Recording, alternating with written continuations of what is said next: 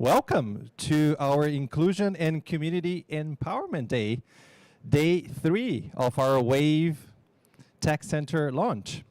So first, I would like to do our land acknowledgement before we start with our program.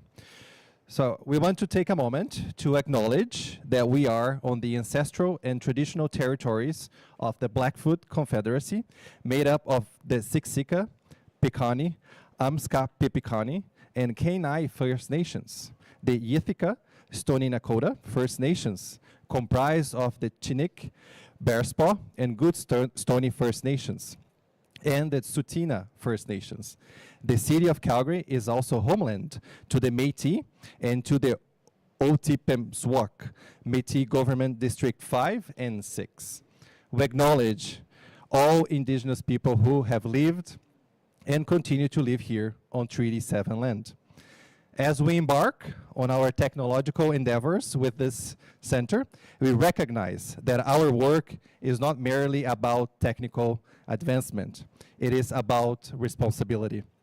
Let us pledge that the technology emerging from these walls not be solely in service of progress, but rather in service of the people, the community, and the land we are so fortunate to live and gather upon. So, before we start with the program, just want to give a little bit of housekeeping. There are 2 emergency exits. First one, right here, the doors that you came into. As you reach the lobby, you can exit through the doors, the front doors, or if that is blocked, there's another one to the left where you're gonna reach the back alley, sorry. Another one, there are arrows, black arrows on the floor. So just follow the arrows to end of the hall, turn right, you're gonna see the washrooms, turn right again, and there will be another exit there. Our muster point, in case of an emergency, is at the Olympic Plaza, the northwest corner by the Teatro restaurant. Also, follow the black arrows on the floor where you'll find the washrooms as well. This event is being live streamed to our online audience, and we also have human facilitated closed captions for our online audience. So, today the theme is about how technology impacts the lives of those who can't afford, access, or understand the use of technology. And as part of the Smart City strategy, digital equity is one of the 4 focus areas that we are working on.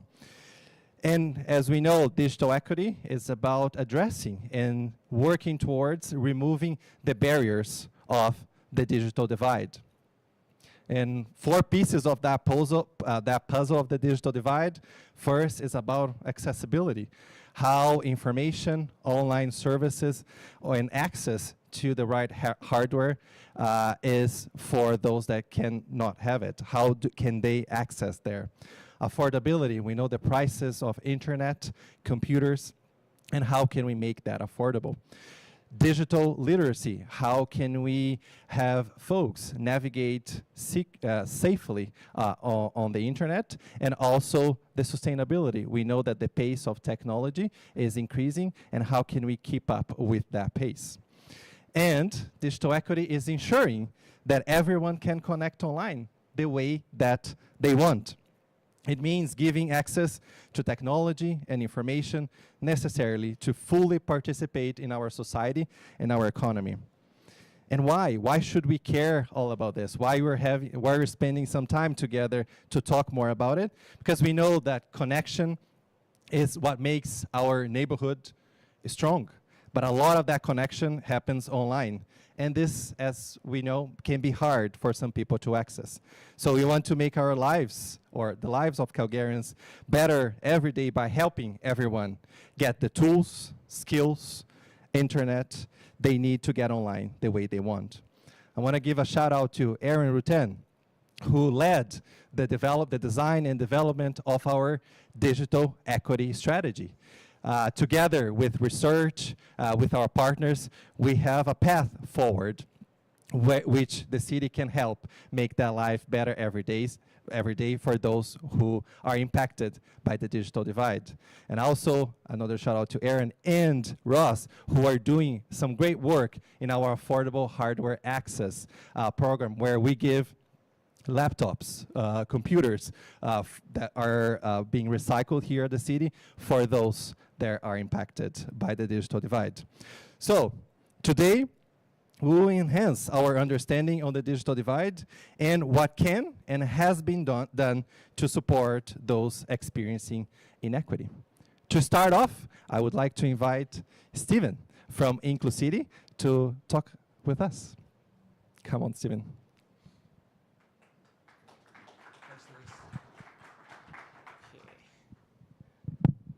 I'm a fiddler here, so I'm going to try to put the mic in here so I don't fiddle with it and mess with all the awesome audio that you guys are working on here. So is this okay? Is this a good distance?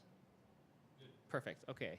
But yeah, thanks, Luis, for that intro and kind of just introducing the space here. It's a really cool space.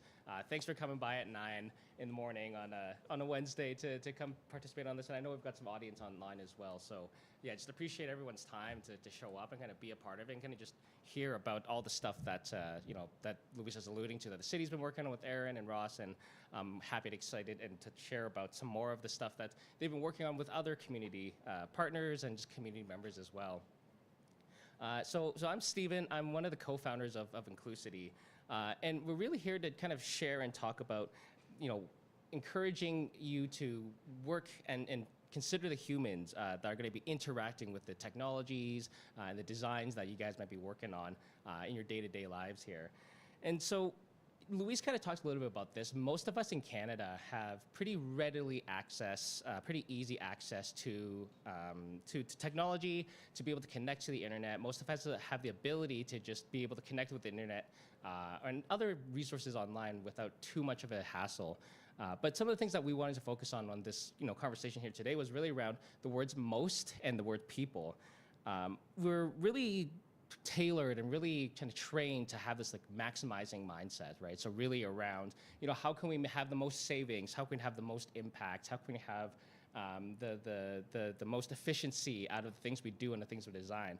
But really what we wanted to share was that when we kind of flip that thinking, when we kind of change the way that we approach this conversation and not really always think about the most, we really can learn about the impacts, the negative impacts that maximizing mindset can have, and that the people that are not being included, that don't fit into that most or majority category, that they can be negatively impacted when our designs aren't really considering them or aren't kind of bringing them into the conversation. And so that's really what we wanted to focus on today, and just how that most level of thinking and excluding these individuals kind of add to this digital divide, add to these digital inequities that we're seeing, and creating these kind of disparity between different groups within city and kind of within the world as well. So what Inclusity has done is we've been working with the City of Calgary User Experience team and the Smart Cities team to really put together a pilot project to really kind of bring in different people from different communities, from different lived experiences, to kind of be a part of the user research experience, kind of the design process, to have conversations with the people who are making design services. And we really focused in on just the empathy elements, how we focus on the human elements can help with the design, not just for the people that we're having conversations with, but kind of everyone that interacts with technology and the designs that we're reviewing and working on. And one of Inclusity's kind of main focuses too is just around empowering people to take part and to be engaged, both with technology, both civic services, and just kind of be able to have a sense of belonging, to share their voice and to share their perspectives about all the things that are being made for them, and decisions that are being made on their behalf that's supposed to impact their life for the better.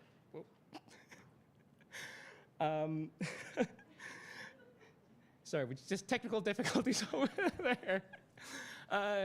But I'll continue on. This really isn't necessarily meant to be a technical conversation. I'm sure there's going to be lots of great technical talks throughout today and kind of throughout all the stuff that's going on throughout the intro as well there. We really want to just focus on people and the mistakes that sometimes people make in the world. So just a little bit about Inclusity. We really started off as a community project. We had this idea that when we include those who are traditionally not brought into these conversations, not part of focus groups or surveys, we picture that there's a better technology that can be created when we do include these people, and that we can also provide these individuals a better sense of belonging and a better sense of engagement with the community that they're in by bringing them into these conversations. And so how we bring that into life today is that we work a lot with digital service designers to provide them with some actionable insights, some actionable things that they can do to make their technology more inclusive, and just as importantly, work with the community to be able to, again, provide them with that path towards that sense of belonging, to be able to show them that they do have a voice in the things that are meant to improve their lives and to make a positive impact on their lives there. And so we've recruited around approximately 600 participants to date of very diverse individuals around mostly Calgary and the Alberta area here.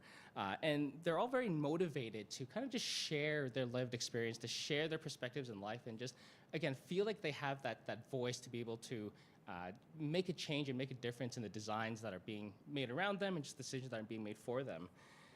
And so really, the project that we focused on with the City of Calgary was really to connect the community.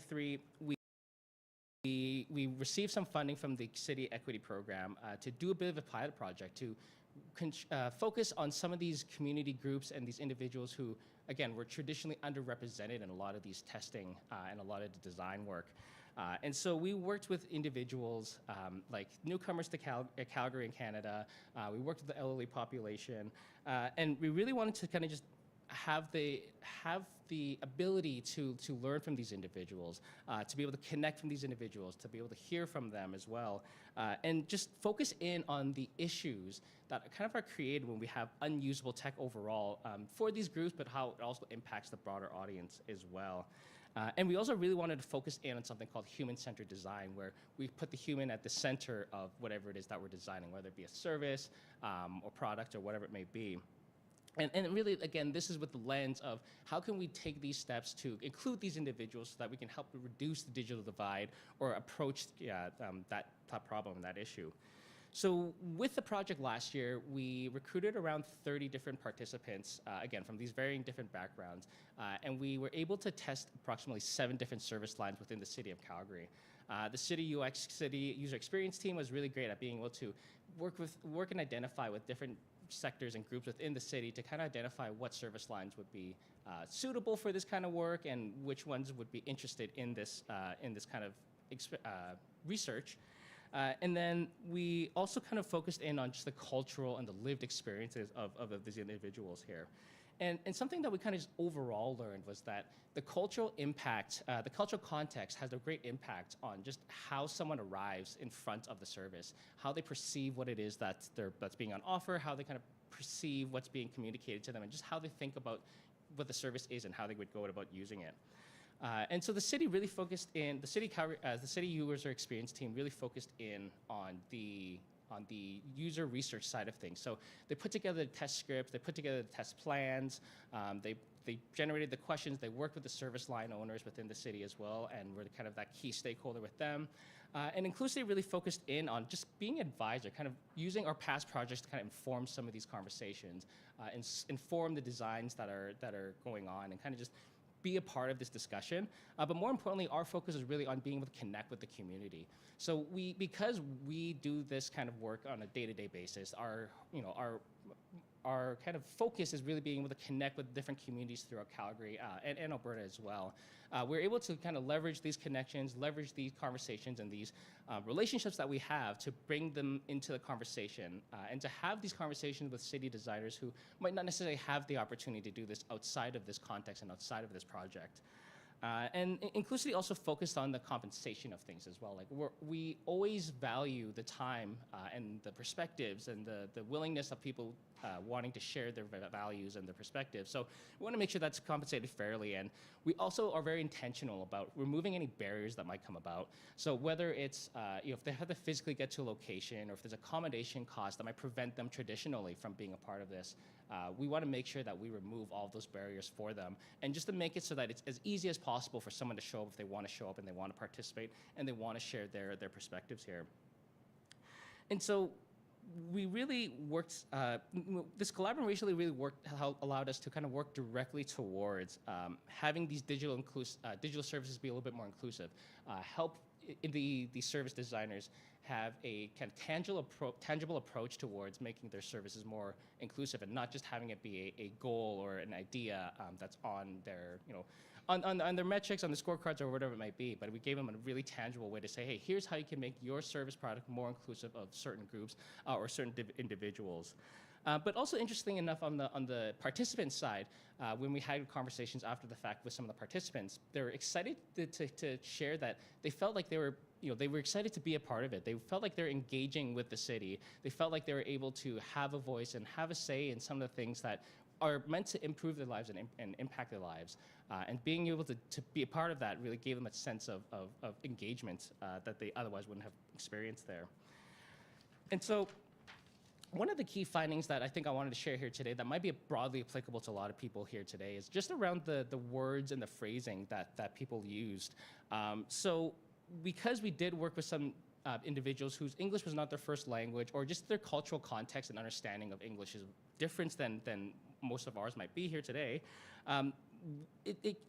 one common finding was that when the words and the phrasing wasn't intuitive and it wasn't put out in plain language, it caused a kind of disconnect in terms of what was trying to be understood and what the actual intended message would be, and just impacted how someone would understand the service and understand what was being on offer here.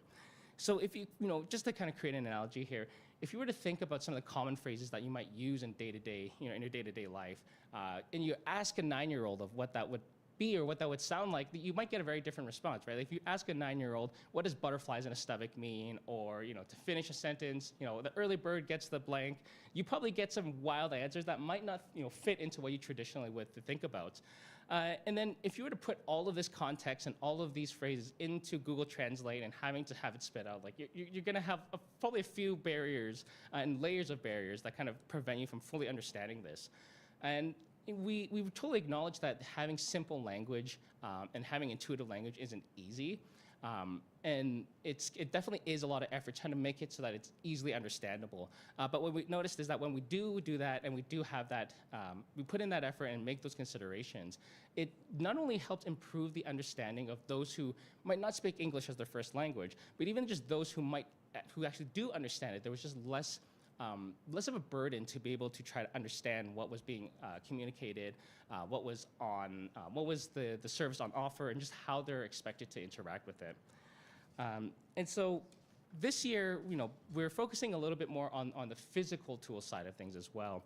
Again, we're working with the city user experience team to do a little bit more research here. And this is still in progress, but we're really focusing in on those individuals who use some kind of tool to interact with technology. So while most of us may be able to take a look at our phones and to use our hands to interact with the phone, there's individuals with visual impairments and motor disabilities that require additional tools to be able to interact with the technology the way that we do.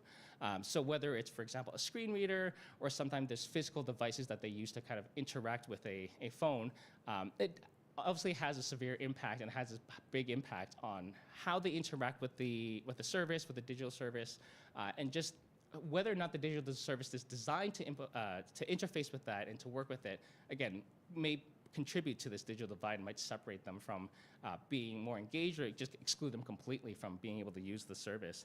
And people seem to like analogies. I'm not sure if I'm very good at them, but I'll give one out anyways and see how this sticks. So if I were to ask you all to design a marble jar, and to say, hey, like this marble jar is just meant to hold marbles. You might have considerations like how big do we want it, what color do we want it, maybe what material do we want the container to be. But then if I were to ask you to say, hey, the person who's gonna be putting marbles in this marble jar has to use chopsticks or has to use spoons, which isn't a very easy thing. I don't know if people have tried this before, but it changes how you think about what needs to be designed and what needs to be integrated into the design of this container. You might start thinking about stuff like the depth of the container or how big the opening is, and being able to just think about how different people would interact with these products and services with different tools. It's kind of what we're really trying to focus in on here. And when we kind of think about it from the user's perspective, someone who has to use these tools on a day-to-day basis, when not only can it be frustrating when what they're trying to do isn't working because their tools are not compatible, but it can completely, like I said earlier, exclude them from the experience as well, and again, contribute to that digital divide. Traditionally, think about who faces the digital divide. We think about people who might not have good access to technology or to the internet, or might not be able to afford these items. But it also has an impact on those who might be well educated and has ability to access technology and the means to access technology, but because of how it's designed, it still creates this barrier for them to be a participant of whatever it is that's being designed here. And so really the focus was on just how how humans interact with your designs, right? Being able to think about the human behind it, encouraging more of that intentional outreach and more of those conversations. By no means does the work have to be thousands and thousands of people. We had 30 people over 7 different service lines. So really for each service line we only had a conversation with a few people, but because we're very intentional about trying to learn from these individuals, trying to understand their perspectives and understand their context and how they got to where they are today, it really helped inform the design for, again, those individuals and those communities, but also just everyone overall as well. And when we think about ourselves as well, it's, when we get frustrated with something, when something is not very usable, when we're trying to order pizza from a pizza app and we're hangry and it's not working, that's personal experience, and I just wanted to share that. We don't engage with that technology, or we flat out just ignore it and just kind of drop it and move on, right? And so really, what I'm here to do is just to encourage people who are making these decisions, who are part of the design process, to just have conversations with people, to kind of empathize with people, listen with their stories, listen to their perspectives, and just kind of have an open mind when going into these conversations. And there's oftentimes when we work with designers, they kind of come away from these conversations and go, oh, I never thought about that, or this is a really interesting take that I never would have come across in the past, and it kind of really starts to change and improve their designs for the better.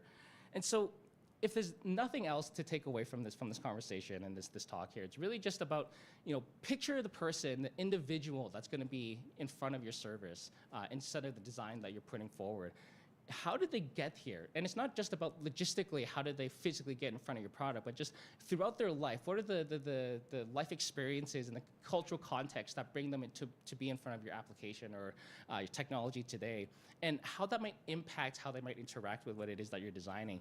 And the more we start thinking about the people, the better we can make our technology to be more inclusive, to be more usable, and just to have a better, good for the world and have a better impact on everyone. And so really it's just around being curious, asking questions and just connecting with people. And again, like I said, this is really around people, not necessarily around the technology for this talk. And so I'm just encouraging people to do that and to have conversations. So I just wanted to, thank the City of Calgary for working with us, because it's been a really cool project. We've learned a lot on our end, and we hope to continue to share our learnings as we go along with these projects, and just to be able to see the impacts that it has on individuals that are engaging with the community, engaging with the city, and just to know that the city also cares about these things as well. It's great to know that it's, the people that we're working with, the organizations and the public sector also has these considerations, has this care. And again, a lot of the work that Aaron and Ross have been doing is really tantamount to that. So again, appreciate everyone's time. Thank you for listening and participating. And I'll be around for questions afterwards.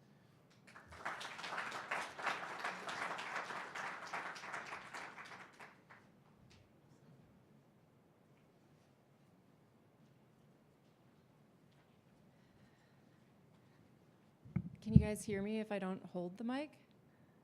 Yeah, maybe? Yes, thumbs up. Thank you, Stephen.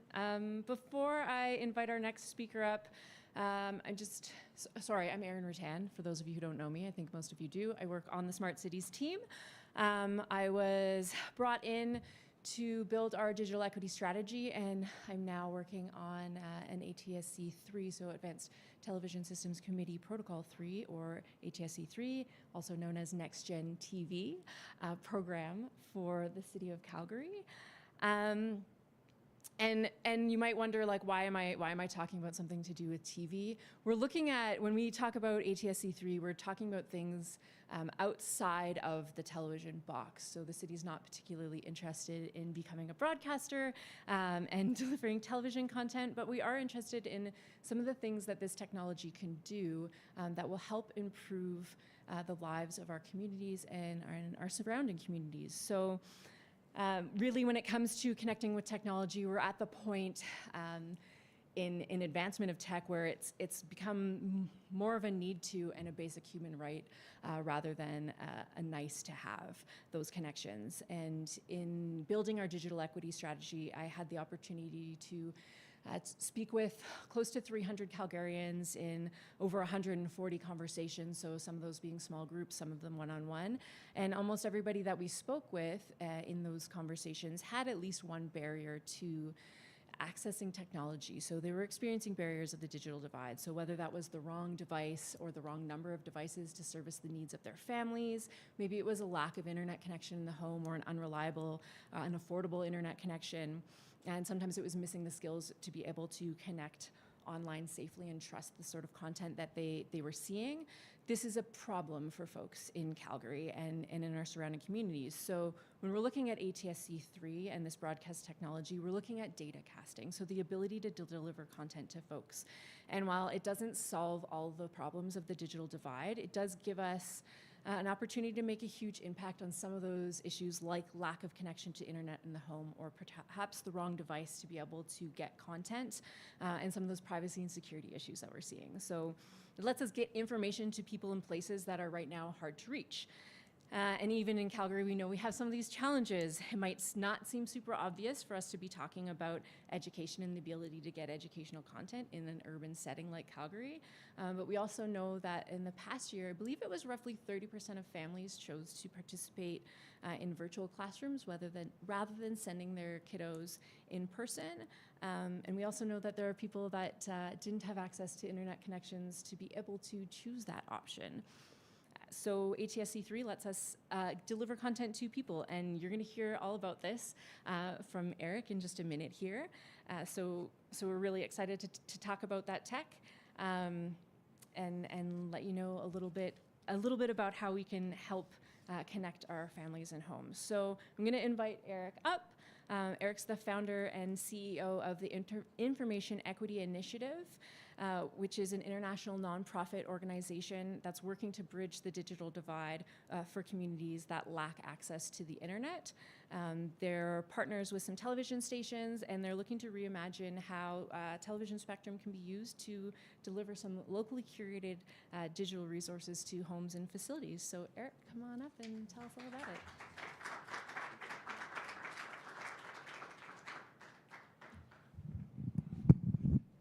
All right. Can everyone hear me? Okay, great. Well, first I'd like to thank Aaron for the kind invitation and Orist at Humber for really championing ATSC 3.0 as a way to solve real problems, and Mark Coral at Triveni in the back for introducing me to this whole ecosystem. My sister-in-law's Canadian, and this is my first time in Canada in like 25 years, and I'm just totally obsessed with how friendly everyone is. I've been texting her this morning, I'm like, I feel like I'm in a sitcom. Like this has been a pretty amazing 48 hours already. So I've been in, let me see if this clicker works. Okay, I'll go the other way. Yeah, okay. So I've been in public broadcasting in the United States for about 20 years. And we launched this organization a couple years ago during COVID with several PBS member stations in the US. Really with a single goal: how do we get high quality curated information to people who don't have access to the internet, either because they can't afford it or they live somewhere where it's just not available. We designed the idea for our nonprofit at the height of COVID, so it was very real for us, the impact it was having on kids, on students who didn't have access to content and their teachers the way that their peers did. So it was a digital equity issue when we launched, and we thought when we launched we'd be a domestic K through 12 platform.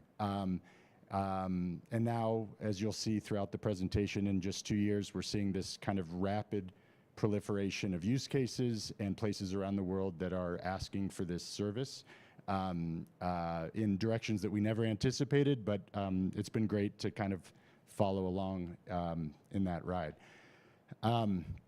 So we've partnered with PBS member stations in the US and now a few international broadcasters. And when we launched, we partnered with several national philanthropies, Knight Foundation, Hewlett Foundation, Eric Schmidt, the former CEO of Google, his foundation, Ray Dalio's foundation, really with this collective idea of how do we use the broadcast spectrum, which is ubiquitous, it's already built, and take just a tiny piece of it to allow curators, government officials, teachers, NGOs to curate content for their constituents so that they can have access just the way that broadband connected folks can, right? So that was the vision. And along the way, we've started to create partnerships with other major NGOs, Sesame Workshop, the March of Dimes, which in the US focuses on maternal and infant health, and others. So the challenge. So this challenge is certainly not unique to Canada or the US. This is a global issue, more stark in some places than others. But as I'm sure you all know, as education has evolved, so has the use of digital tools, digital content, and the introduction of digital skills to be competitive, to get jobs moving forward. And obviously, for those who don't have access to broadband or those digital tools and skills, they're at risk of being left behind. I hope this quote reflects an accurate sense of the situation here in Alberta, but this is not unique. We're operating in over a dozen PBS stations in the US, and our outlet in Pittsburgh, the southern counties south of Pittsburgh, have actually kind of similar numbers in terms of lack of broadband access. Sometimes that's because they're in an area that has it, they just can't afford the $50 a month, or they just live somewhere where it doesn't exist. So efforts are underway to connect those communities. Fiber is really, really expensive, right? To get to the last mile, it's extraordinarily expensive. Starlink is a service that's $600 some dollars, this is US dollars, for the setup, and $100 a month. So it's really expensive for a lot of folks. So of course, we'd all love for everyone to have access to broadband, but the reality is it's unlikely anytime soon that a lot of households and communities will actually have that access. So how do we do what we do? So data casting is not a new service, right? This is a tried and true technology. What our organization's done, which is new, is to kind of totally rethink how curation works on that spectrum. So we've built a software and cloud platform in AWS that totally decentralizes curation to an individual teacher, a school, a public health officer, an NGO like Sesame Street or March of Dimes, so that they can decide what is the content that should be delivered to this household, this classroom, and so forth. So if you think about the traditional broadcast model, the television station would decide, all right, this is the content that'll be aired at noon, at 1 o'clock, at 2 o'clock, at 3 o'clock that everyone will watch, right? If you think old school TV with the rabbit ears, we're using that same free over-the-air spectrum. We're just taking a tiny little piece of it and allowing this curated content, videos, ebooks, PDFs, to go through on a curated basis to specific homes or schools that require that content. And the curation happens by those folks that know the people that need the content, right? Not by the television station, not by our organization, right? So, as I mentioned, we thought we were going to be a K through 12 or a primary and secondary education service in the US. As soon as we launched, we started to see all of these folks come to us asking for our service in a number of ways. So I'll just go through some of them, and as we go through some of this presentation, you'll see other use cases. And let me actually mention, I'm pretty informal. So if there's questions as I'm going, just chime in, and I'll take some pauses so anyone can ask questions. So so the way this, and I've got a cool graphic that shows how the curator does the thing, and we actually have some of the equipment set up running in the back of the room that you guys can see here in a moment. So after we launched K-12, we're doing that in North Carolina right now with PBS North Carolina. We started to get interest with public health facilities to get content onto kiosks, tablets, and waiting rooms. So we're right now in over 100 federally qualified health centers. Those health centers are taking care of patients from all sorts of backgrounds, refugees speaking all sorts of languages. Some are pediatric to geriatric. So the needs in each health center are totally different. From a language and a content perspective, we've decentralized their ability to curate those tablets in each waiting room. Incarceration, we're currently in 1 adult and 1 youth incarceration facility. We have 2 more that are about to come online, including in New York City at Rikers Island. In those cases, the fact that data casting is one way is a feature, not a flaw, right? Because from a security perspective, they only wanted the mental health, reentry, workforce training, and educational content that was curated for those facilities to be delivered either to the whole population or to individuals within those centers. We're working with March of Dimes to reach expecting and recent mothers to improve health outcomes. How do we reduce preterm births, which in the US, we don't have a very efficient healthcare system. A typical preterm birth, which is avoidable in some cases, costs about $140,000 US for Medicaid, which is our subsidized medical program. ER visits postpartum are tens of thousands of dollars. So we're trying to reduce those incidents to improve the health outcomes for both moms and babies. We're working with Sesame Street to target healthcare facilities in rural parts of the country, primarily for the children of migrant farm workers. So this is in both English and Spanish. So yeah, so we're, and then I'll talk a little bit about the international work we're starting to do in the Global South, which is different in nature because that's really focused on connecting schools, which isn't so much of an issue in the US. I'm not sure how much of an issue that is in Canada, but we're mostly connected at the school side in the US. It's just the homes that are the issue. Here's how it works. You could replace the word teacher with curator, but the teacher does have to, so whoever's curating has to have access to the internet because they're the ones selecting the lesson plan. Here's the lesson plan, here's the PDF, here's the video, whatever it is that needs to go to that student or that patient or whoever the target audience is. They'll then send it through our cloud, which is built in AWS, so it's globally available, and then it'll drop to the television station where it goes through a little magical box that Mark Corll in the back designed, where it then encodes, and that content goes out over the airwaves. And then it's going to arrive, and you'll see here in another slide, a little box that'll store the content. It creates its own Wi-Fi hotspot, so whoever's in the home will have access to the web experience. It's one way still. The web experience without any need for the internet or a mobile phone plan, right? This is all coming in free over the air using the television airwaves. I was trying to explain this to March of Dimes, and one of the women I was working with stopped me, and she's asked, was it kind of like Wonka Vision? And I don't know if you've seen Willy Wonka, but it is kind of like Wonka Vision. The thing starts here and then it ends up there. So that's kind of what we're doing here. And it was interesting hearing about the human-centered design in the previous presentation, because when we launched this, we engaged the teachers at Penn State Teachers College to help design our service on the curation side, because what we didn't want to do is add more work for teachers who are already overworked. So we've integrated with Canvas and Google Classroom and Schoology so that the teachers who use those learning management systems can curate their lesson plans the way they always do, and then when they hit publish, we take over in the background, and instead of it being delivered over the web, right over the internet, we take all of that content, the lesson plan and the attachments, and send it out over the broadcast. So let me stop there for a moment. Any questions about any of this, or should I charge on? All right, I'll charge on. So this is the device. We have got one in the back. This is what goes into the home. We used to call it an education device.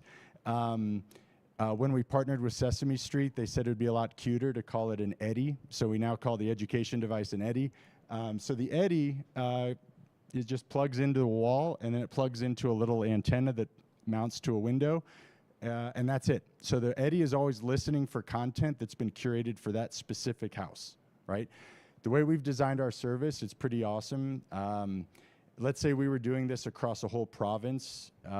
We could have a file, if it's at a ministry or a district level, all fourth graders will receive this content. It'll go out, and then all fourth graders will receive that content over as many television stations that are part of the network. But if there are fourth graders with dyslexia, we could create a folder that says just those fourth graders with dyslexia need to get this content. And then that content would only be delivered to those specific homes. Or if it's an expecting mom with diabetes or preeclampsia, right, then that content would just go to those specific moms. So we can create groupings, or you can individualize the content, right? So the Eddy will store the content, create its own Wi-Fi hotspot, so you can log in with a laptop, a tablet, or a mobile phone. Right?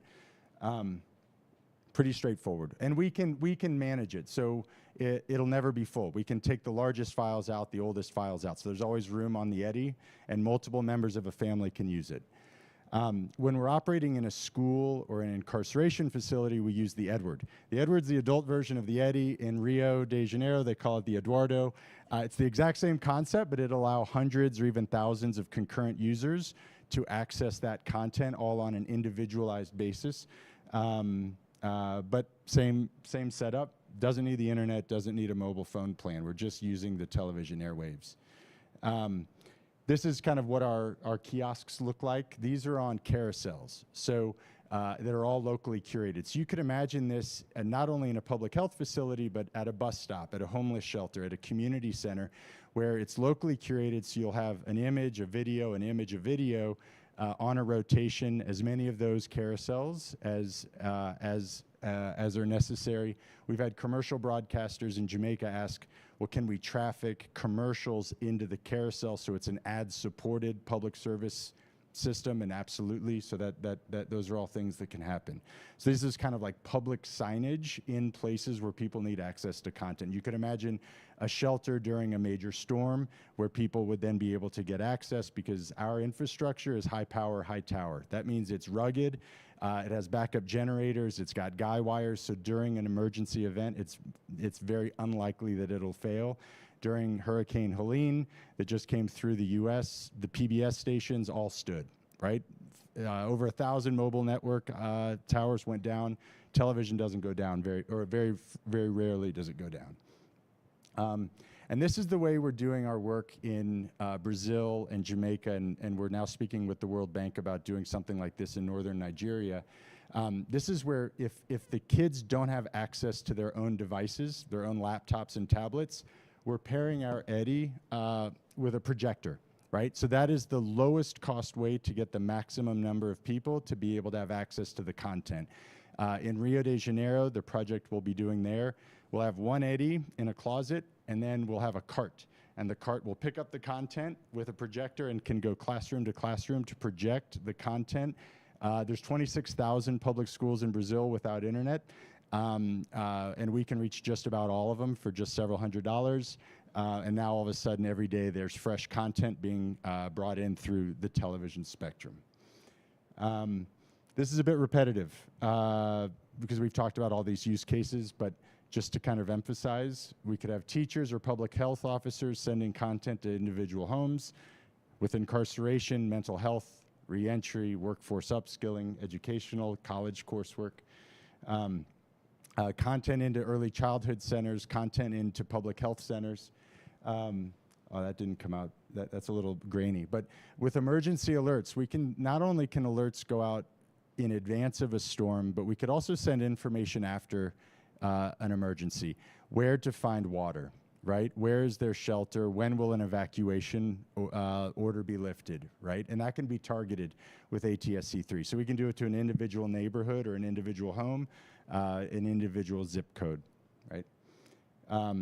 This is the last slide I had, in case there's broadcasters in the room or online.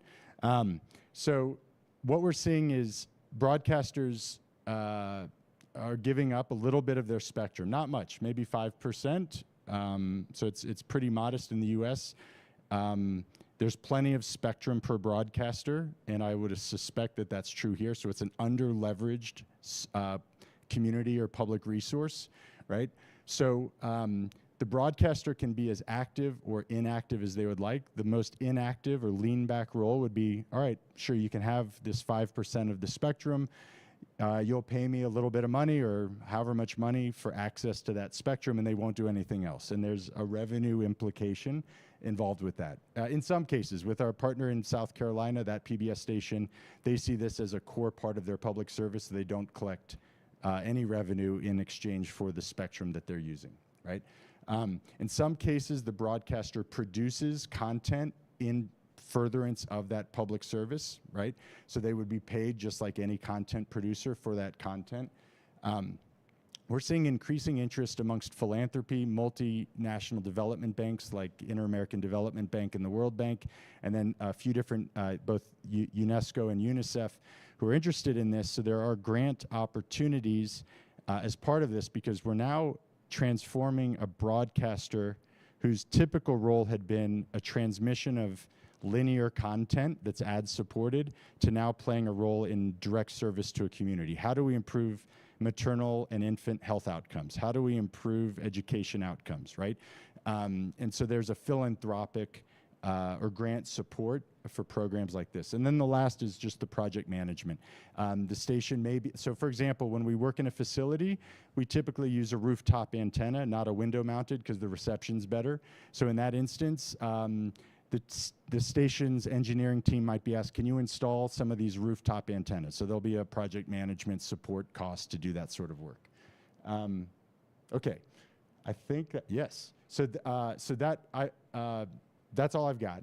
I hope there's questions. I'd love to hear about ways that this might be useful in Canada, in Calgary. And we have this is like working, like this is a real thing. So we can show you the Wonka vision in the back during whatever that break is. So thank you. Thank you very much.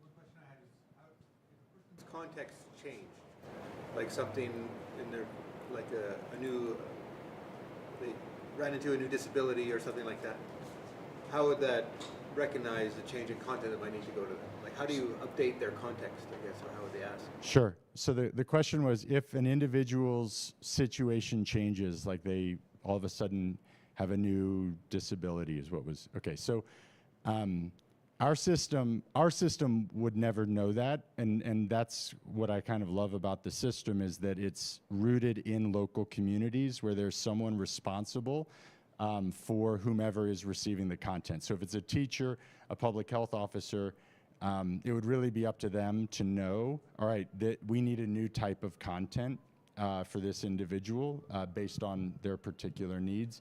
We don't collect data.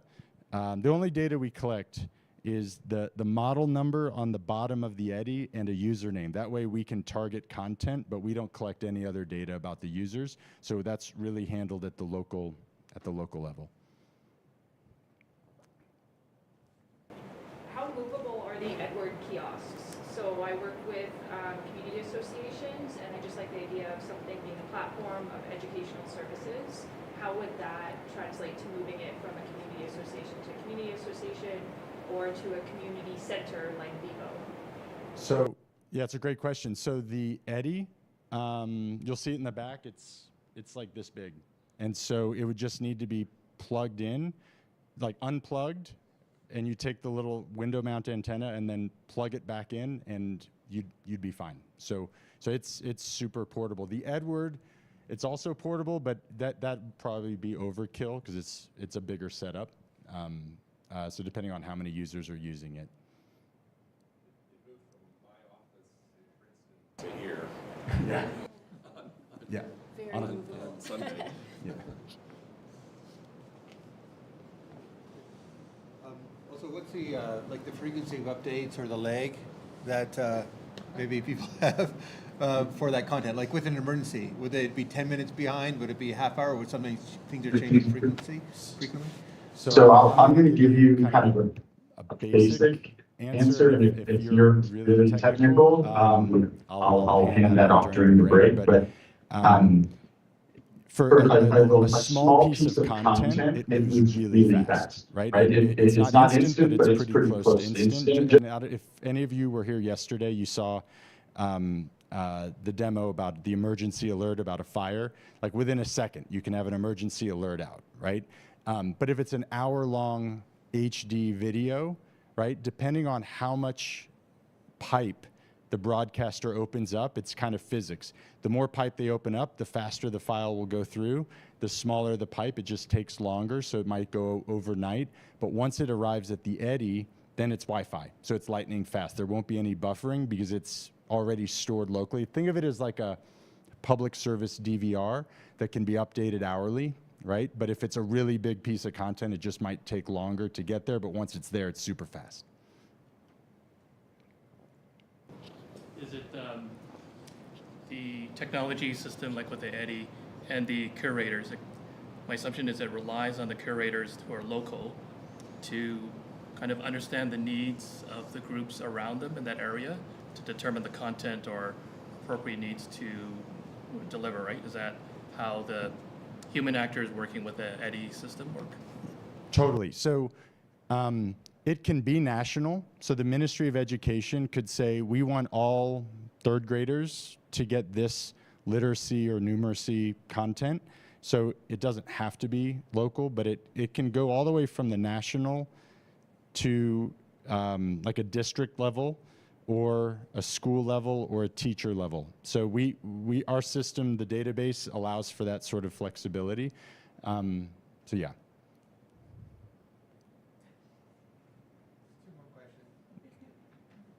Around the app, the data that's transferred, like if you have a device and it has an app on it already, can the Eddy have information that that app can access almost like it would be natively on the internet, or does it need to be specific to like Eddy app content?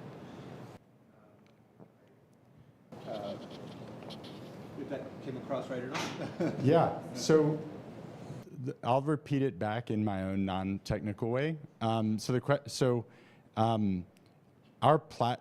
the Eddy is listening for broadcast spectrum, right? So the tuner is specific to that. We are actually, though, developing a way to switch apps on our device. We have a really good partnership with a group called Learning Equality. They've got an offline learning system called Colibri, which has all of the Khan Academy content in multiple languages. So what we want to be able to do is say, okay, when you log in, you'll be able to access the IEI platform, our platform, which is curated locally, but you could also log into this other app, which would give you access to other libraries of content, which are static or could be updated over our system. So I don't know if that answers. Yeah, it's like if you opened up an app that would normally be on the internet for, right? And could you use it just like you would be on the internet? Oh, so the only thing you'll see on our Eddy is that which has come through the system. On the Eddy is a web server. Okay. So you can serve any content you like to that web server, and then just serve up the files to whatever application you might have on your phone or your tablet or whatever. The intrinsic applications that are being run for the kiosk and for other things rely on specific data to be able to be displayed. Like it supports certain file formats, right? Like certain JPEGs and things like that, right? Or codecs. There's only a limited number. But if you had an app that did, like if you ran it on a tablet or on a phone, you could run anything you like, deliver any file you like, serve it up from that Eddy on Wi-Fi, and off you go. My last question was around sharing content from providers. So if you have a health organization as well as the municipality as well as educators, do they have certain capacity on the Eddy that they can make use of? How's it allocated? Yeah, so that's the part that I love about this so much. So one Eddy in a home can support every member of the family. They can each have their own login, And there can be multiple curators targeting that eddy. It can be health, it can be workforce, it can be, right now in South Carolina, we're designing a pilot of how do we reach the aging population who are aging at home alone and are at risk of isolation and depression, right? So we can target all levels, and there can be multiple curators coming in. And for each individual, there can be multiple curators. There can be 7 teachers targeting one kid because they have 7 different classes with different lesson plans per class. And once the server is installed at the broadcast station, that one server can manage an unlimited number of use cases. So it's just super scalable from that perspective. Yeah. I have to admit, it took me a minute to wrap my head around it, but now I understand. It's great. I have a question more so about the content and accessibility for persons more so with sensory disabilities, so that are blind, vision loss, deaf, or hard of hearing. To what extent is there commitment to content that is able to reach that population? So when we designed the system, it's a great question. When we designed the system with Penn State Teachers College, accessibility was kind of worked throughout the design. And we can carry any digital file as long as the recipient has the software to open it. So if a teacher sends a Microsoft Word document, that's fine, we can send it through, but does the student have Microsoft at the other side to actually open it, right? So we can send an MP4, right? We can send an MP3, we can send, you know, those sorts of files that would be specific to someone's specific needs. It's just a matter of, is that content available to be sent through the system? So in terms of accessibility, the way to access the content is still through a laptop, a tablet, could be a projector, right, or a smartphone. So then it's up to, are the settings on those devices set up? Because for us, it's really just, you'll see it in the back. It's like a very simple tile view. For the login, but like, for example, we don't have voice to text for login. So there, you know, there would be functionality, and we're a small and very new nonprofit, so there's certainly work that we can continue to do, that we want to do, but we're still kind of very early, if that makes sense. Yeah. You mentioned that the content that's being kind of streamed in is stored on the eddy. So what's the storage capacity of the eddy? And then that content, does it just stay there and has to be manually deleted, or does it expire, or how does that work with, like, 3 weeks of content? Sure. Might fill it up. And so who manages what's actually on that eddy? Yeah, so the eddy, as we've designed it, has 128 gigabytes of storage, but we can manage how content is removed from the eddy to be sure that there's always room. So we can indicate the largest file, right, is removed, right, or the oldest file is removed. That way there's continuously room. 128 gigs is quite a bit, right, especially with how much we can compress. But we've designed the system so that we won't run into that issue.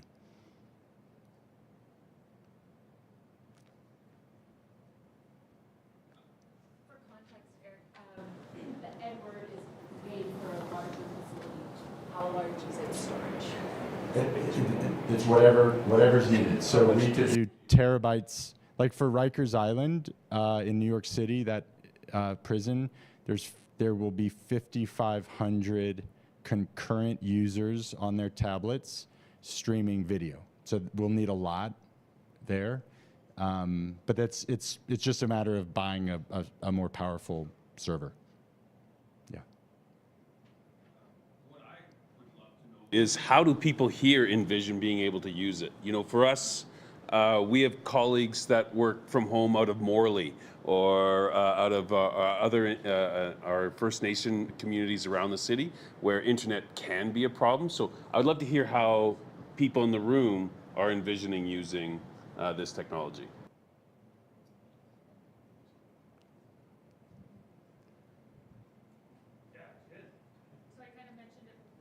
I work with a lot of community associations, and I'm with Planning Development Services. So my interest in something like this would actually be about community associations. A lot of them don't have Wi-Fi to their buildings. So you'll have volunteers tethering off their cell phones to run meetings and produce information or have conversations. And we know right now that there's a lot of change happening within the city of Calgary, just with rezoning that occurred and a magnitude of applications coming in for new buildings. And so being able to curate information to give to community associations and have it accessible at their needs, not when we are just necessarily producing it, would actually be a really great use of technology. We run Partners in Planning, which is a program that we run sessions, so people have to come at a certain time and meet with us. But how do we get that information to them when they're available? And so something like this might be actually a unique way for them to have access within their CAs, have people come to their CAs, and then learn about it when they need to. So I love that use case. And March of Dimes is speaking with us about traveling nurses who are caring for recent and expecting moms who don't have, and this was kind of a devastating story to hear, but not only do they not have internet, but they often can't afford electricity. So they want to use the Eddy with backup, battery backup to be able to bring content into those homes to help explain whether it's nutritional information about chronic illness, to help with those health outcomes. So it's kind of this portability to be able to give exposure to content, which makes a ton of sense. We haven't done it yet, but we're in the planning, but you picked up on that right away. One thing I should have mentioned is everyone always says, well, there's no return path, right? And that's true, right? This is one way. But the way we designed it, to get back to the human-centered design, every lesson plan has, the curator can put their email address and phone number in, those are not broadband dependent. So when there is a need to ask a question to confirm receipt of content, that can be texted, right? Or that can be emailed, assuming those things are available. So that we've been using that with some success just to kind of create a loop between whoever is curating the content and who's receiving the content. It's not the internet, right? We know that's not that, but at least it creates connectivity from a communications perspective between both sides. So.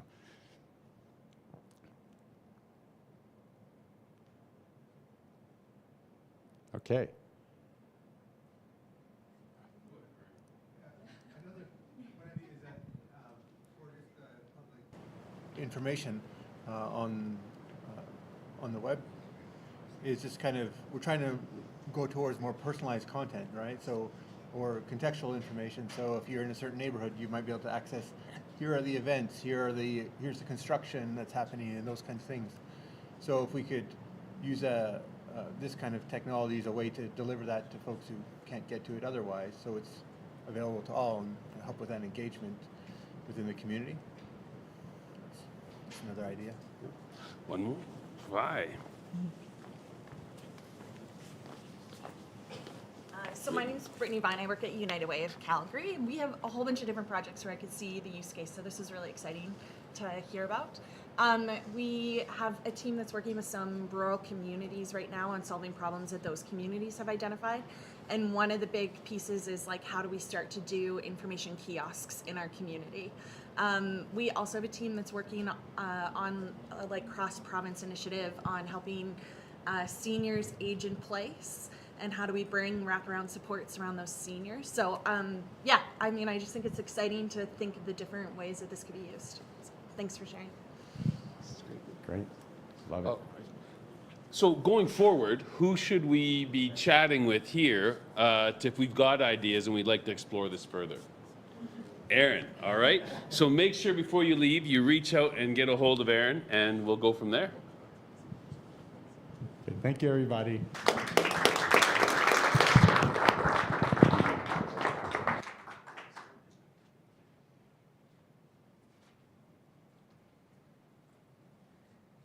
Thank you so much, Eric. I'm so glad you came all the way out here to talk to us in person. I was about to say down, but you really came up north from the south.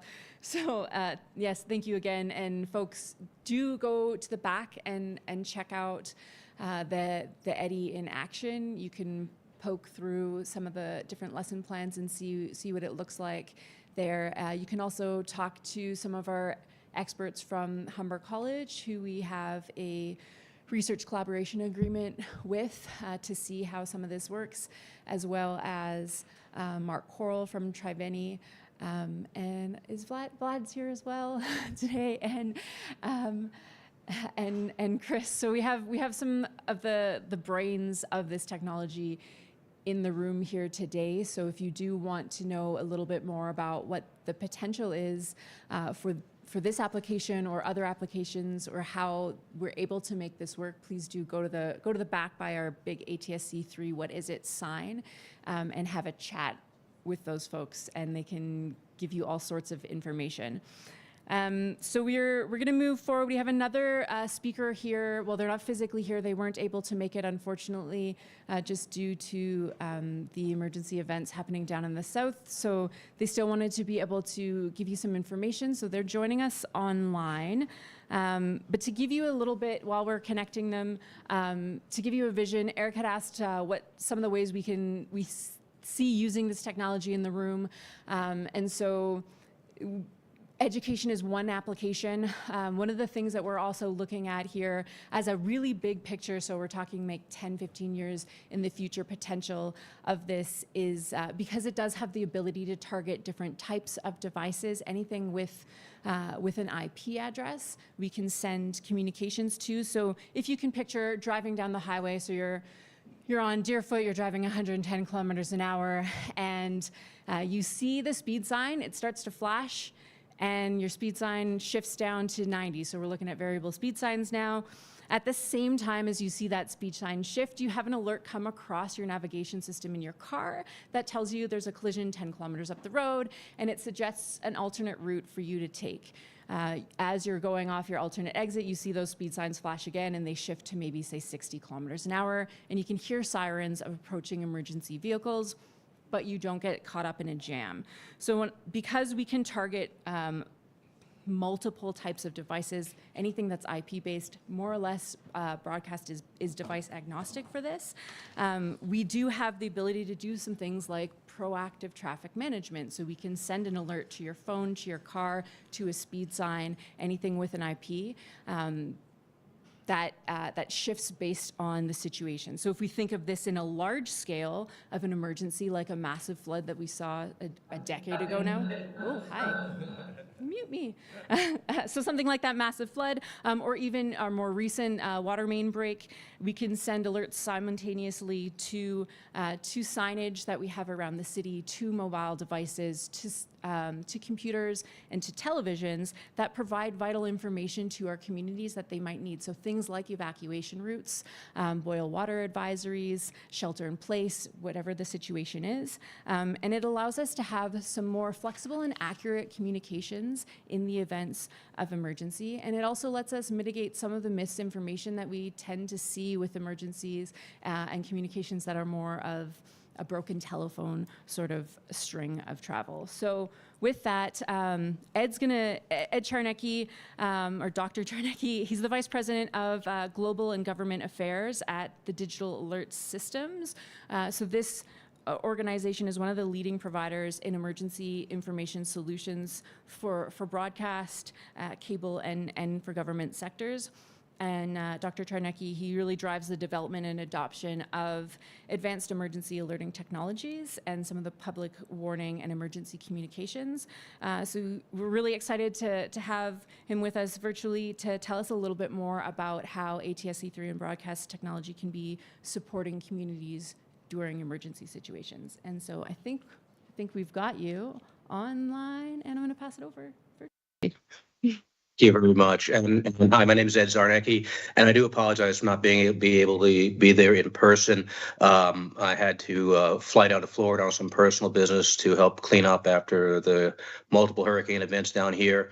One of which was my in-laws asked me to try to get a 5-foot alligator out of their swimming pool. I declined that request. There are professionals who can do that. A man has to know his limitations.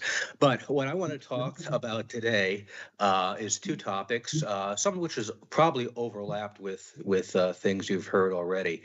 But I want to take a deep dive into emergency information over next generation television, and how that can serve the communities across Calgary, as well as datacast to underserved areas, not just datacast emergency information, but other forms of content that can be provided.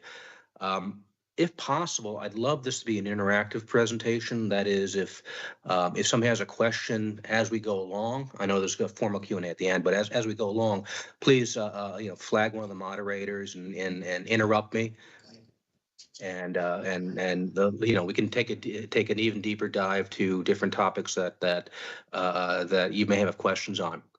So the first large area I wanted to quickly go over is next generation television, ATSC 3.0, and a new service, a very novel service that ATSC 3 brings called Advanced Emergency Information.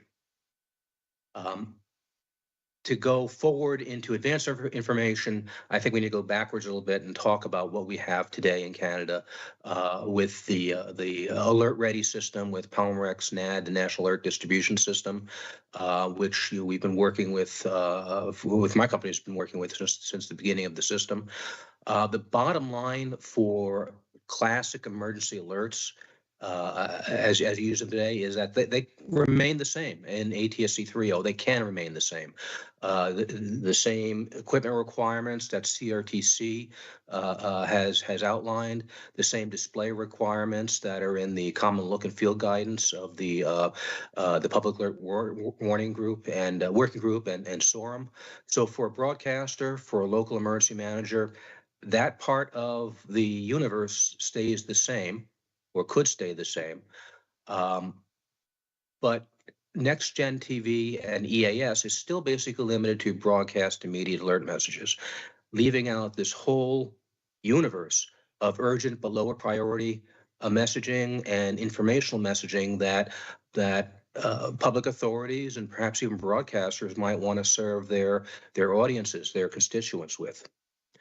So one of the concepts that we came up with in ATSC 3 is an advanced data service called, Advanced Emergency Information. I'm probably going to use the word advanced too many times.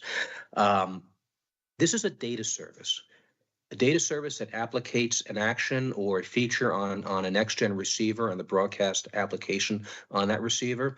Could be a television, could be a standalone set-top box. You see some of the technologies, I think, to the side of you at the demo area, where emergency information is displayed in the application that can include text and audio, multimedia, graphics, live video, again, from the emergency manager or enhanced from the broadcast newsroom or other agencies, and can also allow the system provide user selectable preferences, languages, locations, French, English, Asian languages, and eventually I suspect we'll be looking at First Nation languages, locations, enter in a location of where you are now and perhaps a location of where you have a specific interest, such as you are in one postal code for where you live and a distant postal code for where your kids are at school, and you want to receive alerts and urgent information for both locations.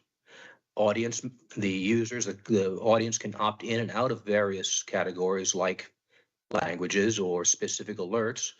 And an example I have of this, perhaps not a great one, is school closing lists.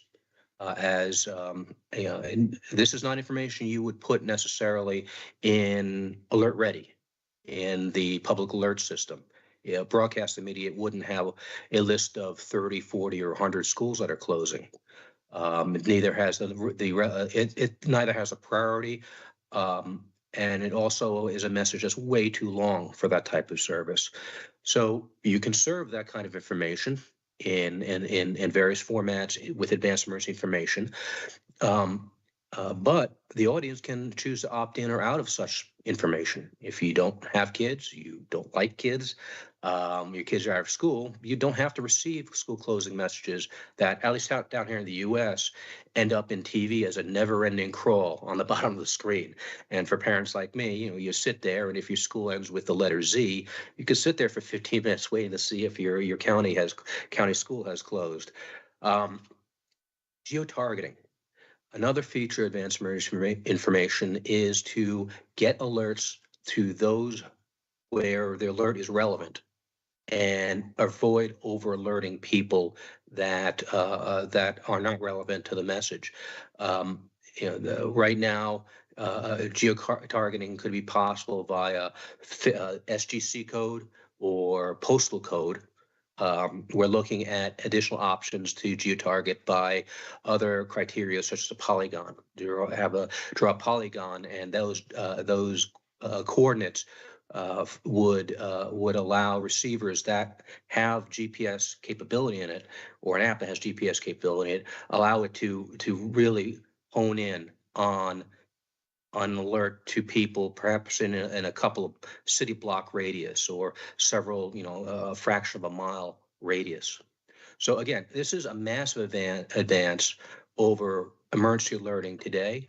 It is the best features of mobile alerting combined with the best features of broadcast and multimedia capabilities. But a lot of the magic resides in the broadcast application. And I borrowed two slides here, two screenshots, one from NBC, US broadcaster, the other from Sinclair Broadcasting. And what you can see on the left of the screen is the option for alerts. So when an alert comes in, each broadcast app will behave in a different way. But generally what happens is the video programming, the live programming you have will continue. You may get a pop-up of an icon or a small text box on the bottom that says there's an alert here, a school closing alert or a flood alert. And if you want more information, click on for more info. That could result in a squeeze back of the live video programming, which is perfect for the broadcaster. You're not interrupting the video feed, but also allows the viewer to go in and select information relevant to them. So for example, on the Sinclair, I'm trying to manipulate something that I can't. On the Sinclair screen on the right, bottom right, you can see where the alert text is crawling on the bottom. They've got, my new computer is not behaving. They've got an icon. They're starting to adopt the icon sets that we've recommended to very easily identify an alert, which is an accessibility feature for those with limited English proficiency or other accessibility challenges. The visual depiction of the alert of the icon or a symbol is a very useful tool. We've seen a lot of social science on this conducted down here in the States. Another feature of the Sinclair app is the ability to send, to show multiple alerts and archive alerts. So you see on the right hand, and again, there's a video squeeze back to the upper left hand of the screen. On the right hand of the screen, you'll see a series of alerts. So if there are several things going on at the same time, school closing, a frost warning, a frozen traffic alert, all that information is accessible at the click of I was going to say a mouse, at the click of the television receiver, this television, blanking out on the name, the clicker for the television set to access all that information. So let's take a step back up again. ATSC 3 provides the ability not just to forward information from authorities, which include official alerts and advisories and selected alerts from NAD that are not broadcast immediate. Also, I should put this in, can also carry broadcast immediate alerts over both the EAS crawl, but also in advanced emergency information. But not just this official content, but the ability to relay urgent community information with multimedia and video, such as lower level weather alerts.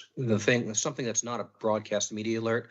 The station can include local weather alerts, advisories, either from Pelmorex, which is the sponsor of the NAD system, or local resources.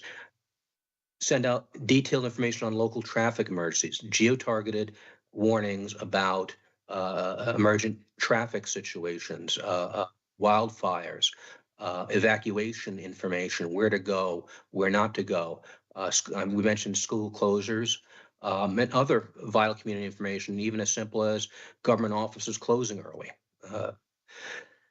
The last part, and this really will differ from market to market, but the broadcaster themselves can produce and send out urgent information over the service. They can take an alert from authorities and enhance it with additional on-site reporting that they're doing, additional graphics and multimedia they can produce that the authorities may not have had time or capability to produce yet. They can also provide their own local community information that authorities may not be generating. One of the powers of local broadcasting, that is, it is local. They have reporting assets that official entities very frequently do not have.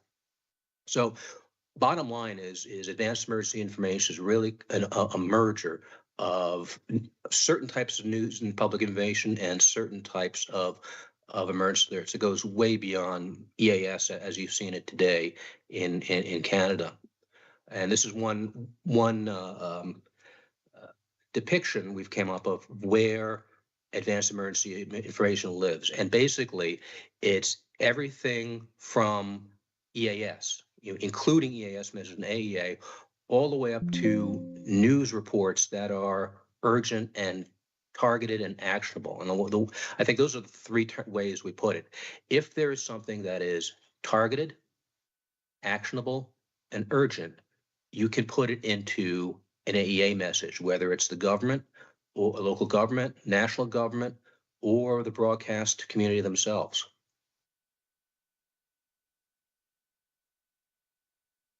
I'm going to skip this, and I invite you to talk to Mark Coral in person about this. But this, if you are a broadcaster, is a basic station architecture. Many broadcasters in Canada already have the urgent message processing unit called a DASDEC.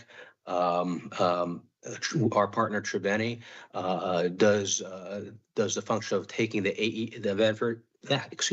we generate the advanced emergency information message, aggregating content from official and station resources.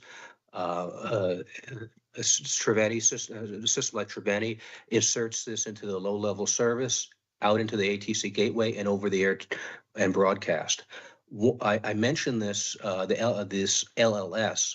And I think even if you're not an engineer, this is important to understand. I'm not an engineer, so the low-level service is one of the first things an ATSC3 receiver receives. Even if the video programming is, for whatever reason, unavailable, in the very rare situation where if it's a network feed or local programming that fails, the low-level signal can still go out. The low-level signal serves as a very robust, very reliable, highly secure transport path from the station to the receiver, even when all else fails, including, frankly, the internet.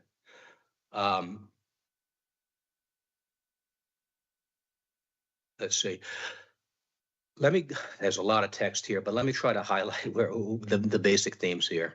What are the benefits of advanced emergency information? We've mentioned geo-targeted alerts, that only the affected regions receive critical information, minimizing over-alerting, disruption for areas that are not affected, that they don't care about this type of information.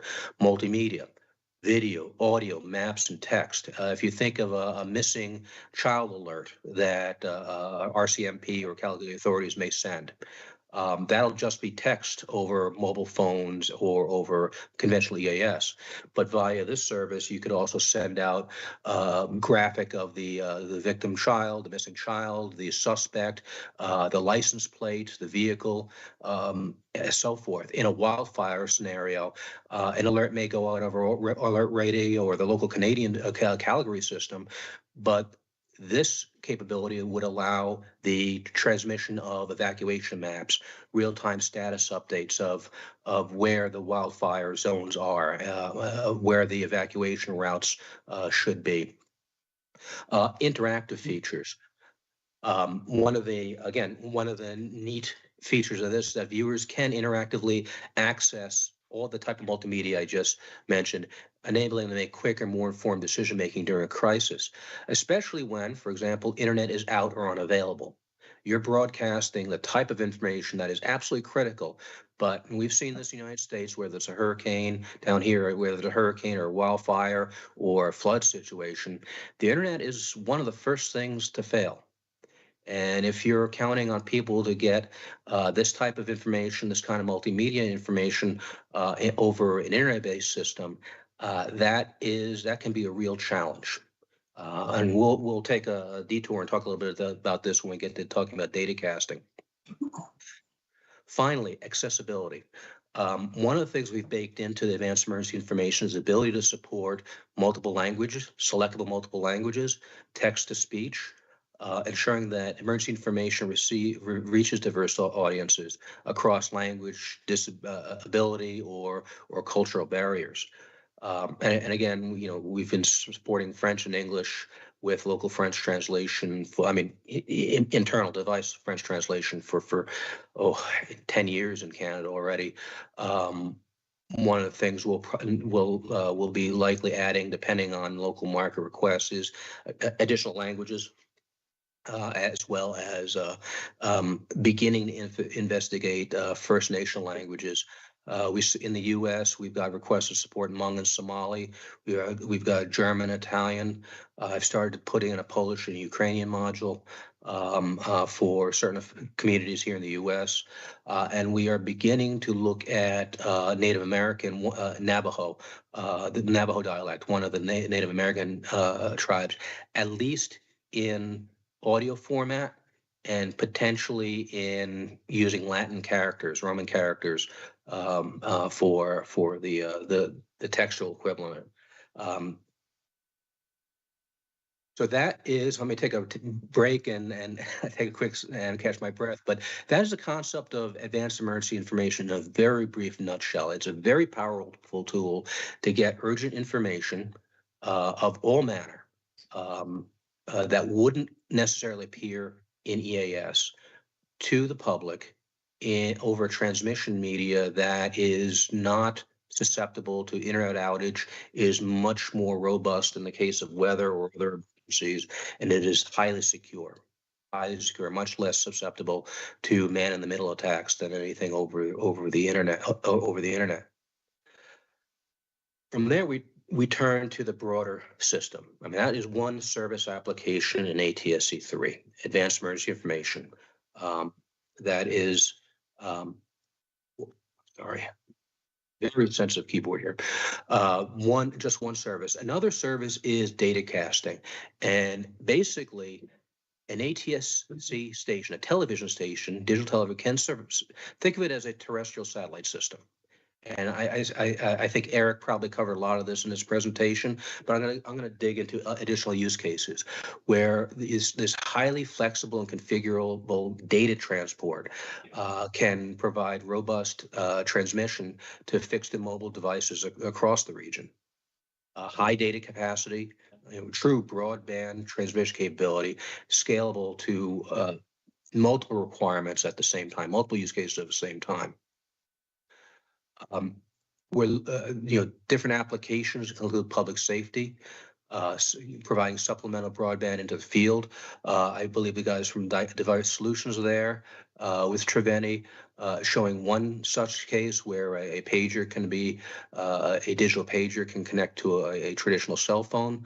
But this, the use cases for this could extend to other types of first responder data going to laptops and other devices in the field, or even to fixed stations across the region. Government, one-to-many transmission of data and video.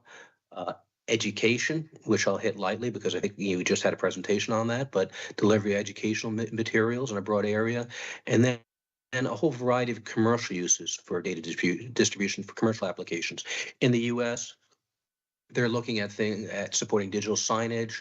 They're looking at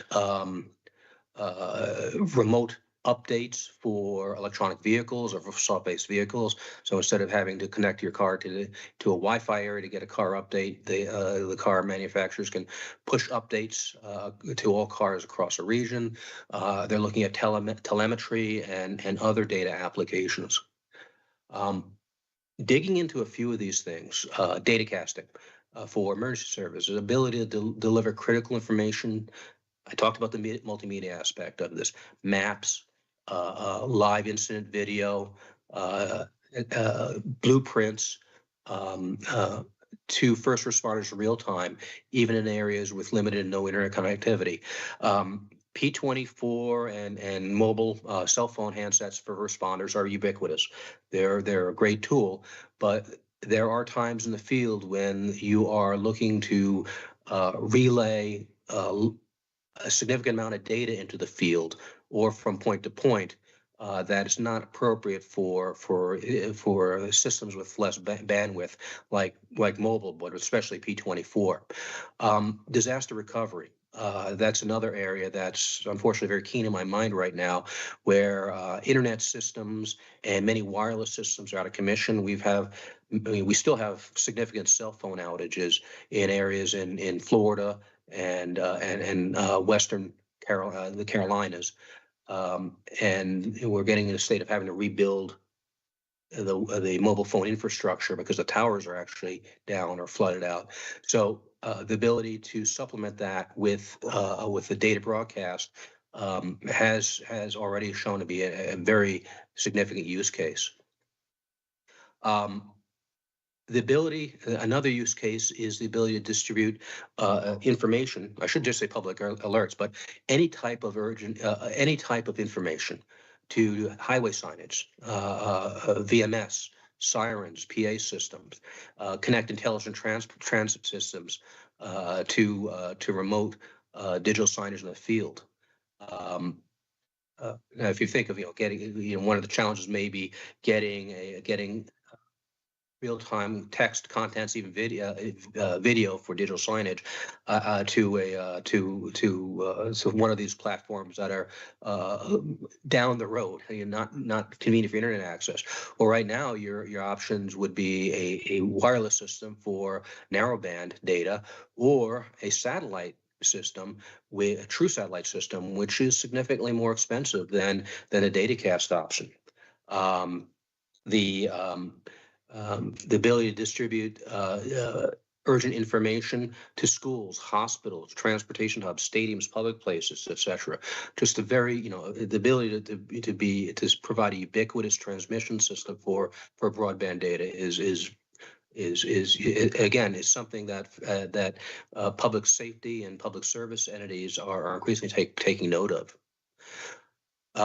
Government, again, the ability to disseminate information over a wide area to other government agencies, to libraries, to local motor vehicle entities without relying on traditional internet infrastructure.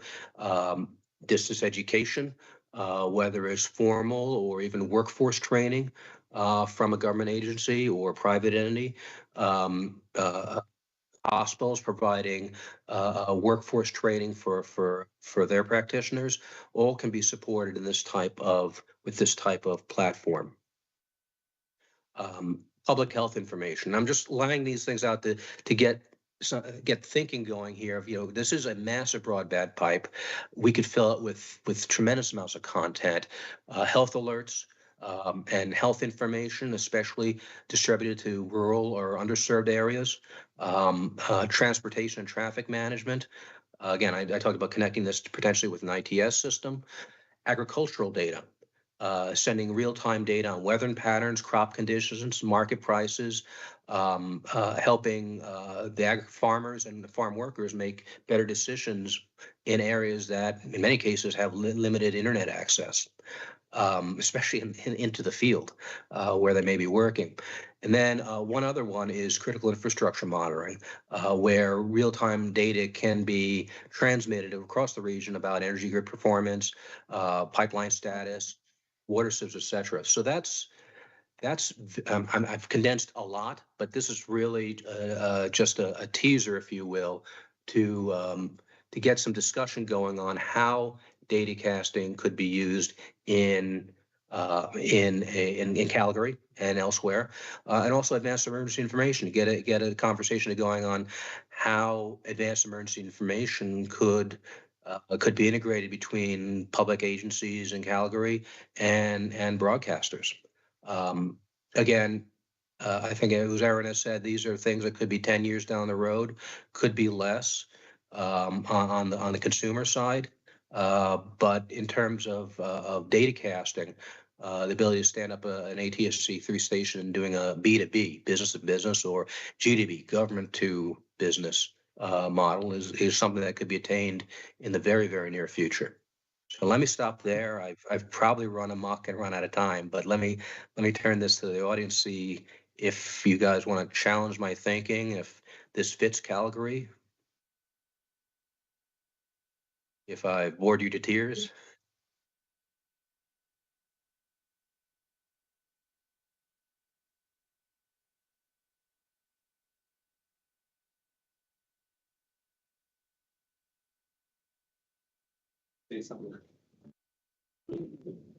Sorry, Ed, we're just trying to figure out. Oh, this one doesn't work either. We're trying to figure out mics. So can you hear me? I can hear you loud and clear. Does anybody have any questions for Ed? One here? Yeah. Should we just bring this mic? Yeah. Okay. Or Jason, do you have is that a little mic? Okay.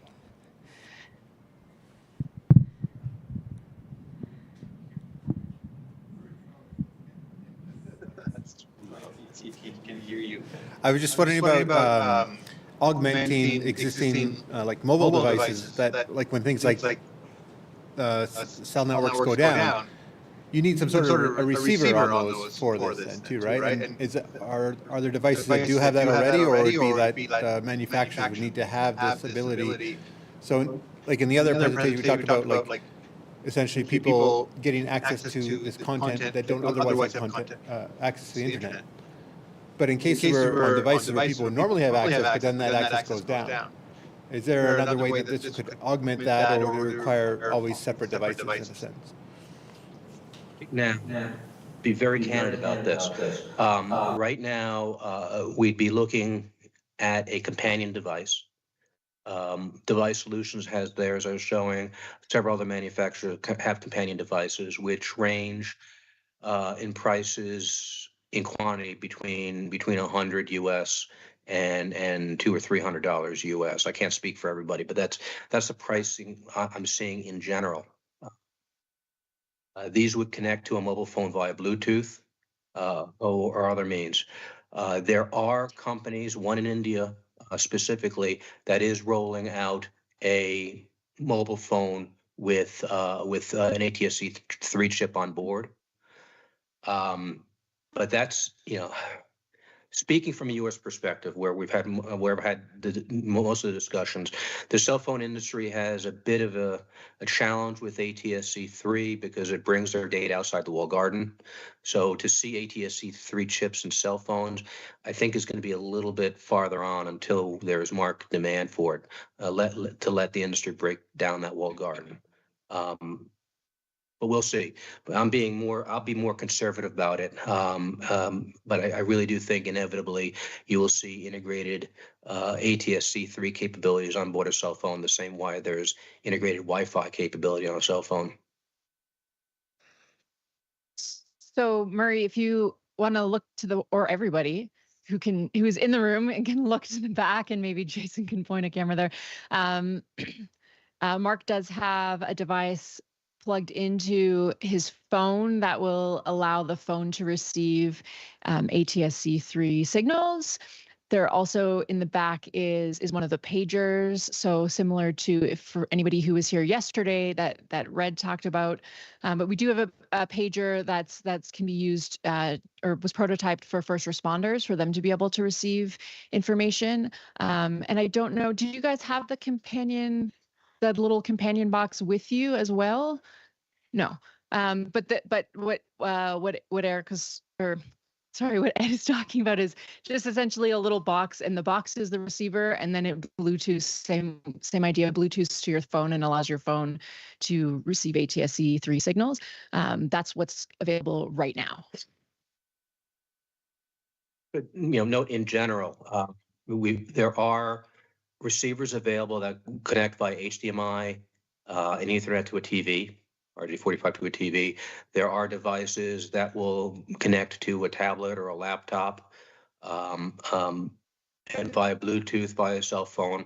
A set-top box, don't think of a cable set-top box, but a device that's about as big as a paperback novel will run, again, similar pricing. We're seeing, in the $150 and up range, $150 and up range today, that will support all this type of activity in a fixer or a portable environment. So the technologies are getting there very quickly. There are multiple vendors building receivers, commercial receivers, some of which you can even pick up on Amazon, of all places. So I mean, this part is a reality. This is not pitching far future vision. These are technologies that are rapidly deploying in the U.S., in Canada. I'm sorry, in South Korea and elsewhere, and hopefully we'll find a home in Canada as well. And so we do have pretty much all of those types of receivers in the room. I think we have a television back there that's a Sony. It's got an ATSC 3 receiver built in. You can buy it off the shelf here in Canada. We also have another television in the corner that has a receiver box plugged into it, so it's receiving the broadcast. These amazing folks have set up locally for us through that receiver. Orest, yeah? Sad that Humber Polytechnic have an Android device. So. Yeah, so first phones are not commercially available yet, but they do exist. So does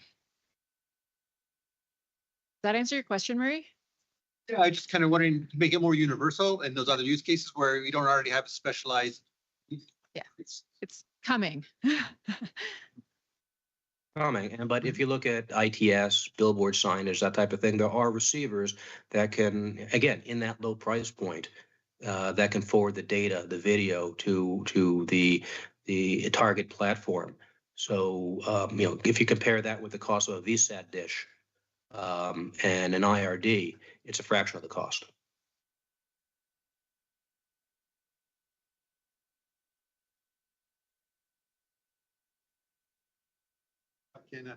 It's also wondering how it ties into other providers, like if you have cable that's not it's not broadcast. Like, is there opportunities to integrate with like set-top boxes on that? So like in traditional alert systems, right? They're tied into mobile, they're tied into broadcast, they're tied into cable. Would this have a pathway to actually produce that content through those channels too? It's streamers like Netflix, if you're streaming. Something like that, yeah. To the wild frontier. It may be a little less wild in Canada in the future than in the U.S., but there is not as much overlap between broadcaster and cable ownership than there is in Canada. If Bell, I'm thinking Rogers, etc., Shaw. I think the opportunity to talk about a consolidated use case as opposed to a competitive use case is much greater in Canada, potentially, than in the U.S. I'm ducking around the question. Right now, you could do that by getting around the cable operator by inserting a watermark, a URL in the audio or the video feed, and the receiver would pick up that watermark and then go over the internet and grab the AEA data or the datacast data. That's again a workaround against again you're kind of working around a cable operator, which may not go over well, but it is an approach. A better approach would be integrating ATSC 3 with a cable set-top box, especially since cable operators are increasingly moving away from providing their own programming packages and reselling streaming bundles. That I think is the next conversation that needs to happen in markets. Whether if you are if I'm not sure, my carrier, for example, in the U.S. Is not and is no longer selling their own programming. They'll direct you to Google TV or something like that. The problem with that is that the Google TV does not serve emergency alerts. They don't, because they're not regulated in the U.S. As a broadcast entity, oddly enough. So that leaves a Google TV subscriber or Hulu subscriber, or et cetera, completely unserved in terms of emergency information. So I'd argue that it's in the cable operator's best interest to allow an ATSC 3 integration to receive the OTA alerts while they're still providing their business as a broadband pipe for the streaming operator. It also solves the challenge for streaming operator, because streaming operators will argue that geo-targeting alerts is very difficult for a streaming platform, especially an international one. And we've seen those arguments made on the record before our regulator. So anyway, I'm kind of dancing around it. This is again a conversation which may be easier to have in Canada and other nations than in the United States, and we'd very much like to help with that discussion. Thank you for that. Any other questions from our audience members?